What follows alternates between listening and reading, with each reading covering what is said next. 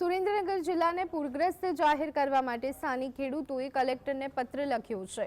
કોંગ્રેસ પાર્ટીએ પણ ખેડૂતોની માંગને સમર્થન આપ્યું છે। જિલ્લામાં પડેલા ભારે વરસાદને કારણે ખેડૂતોના પાકને વ્યાપક નુકસાન થયું છે। સરકાર દ્વારા સર્વેનું માત્ર નાટક કરવામાં આવતું હોવાનો કોંગ્રેસ દ્વારા આરોપ લગાડવામાં આવ્યો છે। સુરેન્દ્રનગર જિલ્લામાં ખેડૂતોના કપાસ, મગફળી જેવા પાકોને નુકસાન થયું છે।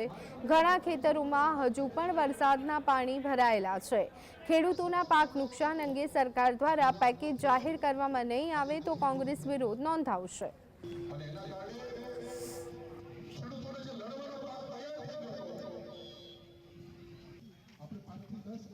અને જ્યારે પાક લણવાનો સમય આવતો એ જ સમયે ઉપરથી કુદરતની જે કોપ પ્રકટ થયો છે એના કારણે ખેડૂતોનો સંપૂર્ણ પાક નિષ્ફળ ગયો છે।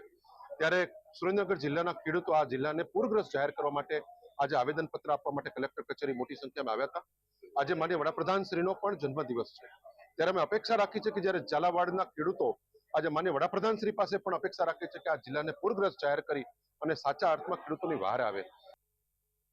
ત્યારબાદ અમુક દિવસ પછી સર્વે કરવા માટે ગ્રામસેવકોની ટીમ આવેલી, પણ ગ્રામસેવકો એવી રીતે સર્વે કરતા હતા કે જે ખેતરમાં પાણી ભરાયેલું હોય અને પાક પણ ઉભો હોય તો એવું કહેતા હતા કે આ તો પાક જીવે છે।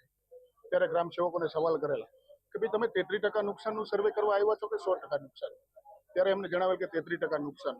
પણ ક્યાંક ને ક્યાંક એવું લાગતું હતું કે આ લોકો સર્વે કરવાના નામે ખેડૂતોની સાથે છેતરપિંડી કરતા એવું લાગે। આજે ખેડૂતો દ્વારા અત્રેને આવેદનપત્ર પાઠવવામાં આવેલું હતું।